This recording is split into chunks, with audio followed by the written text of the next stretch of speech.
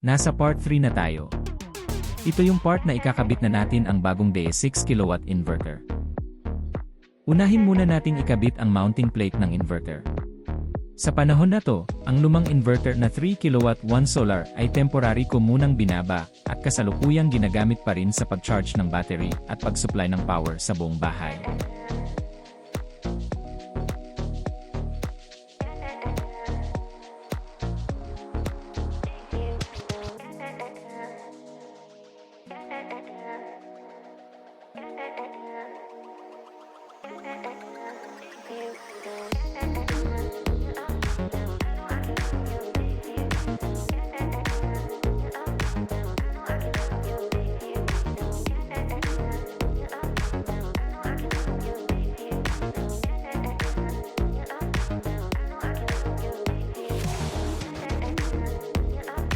Dito, ginamitan ko ng improvised na level ang mounting plate gamit ang bubble level ng aking na square.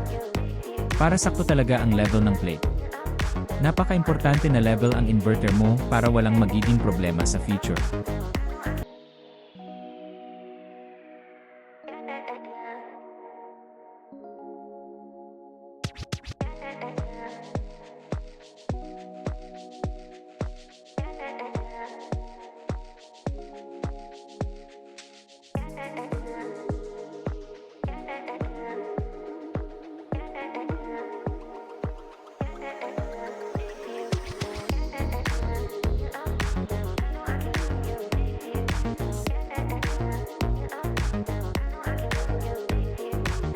Dito, ikakabit ko na ang inverter. Para sa mga magbabalak mag-DIY dyan, mabibigat ang mga inverters, especially yung high wattage inverters. Kaya doble ingat po sa pag-handle nito, dahil mabigat din ang presyo ng mga ito. At huwag kalimutang i-screw ang secure bolts ng inverter para safe ito.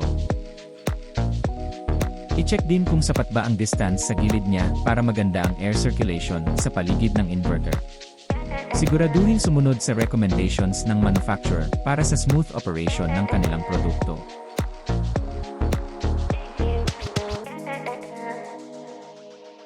Sinubukan kong buksan ang cover ng inverter para masilip ko ang itsura sa loob. Sa susunod na part na lang ang wiring. Babaguhin ko pa ang battery ko from 8S to 16S. Maraming salamat sa panunood.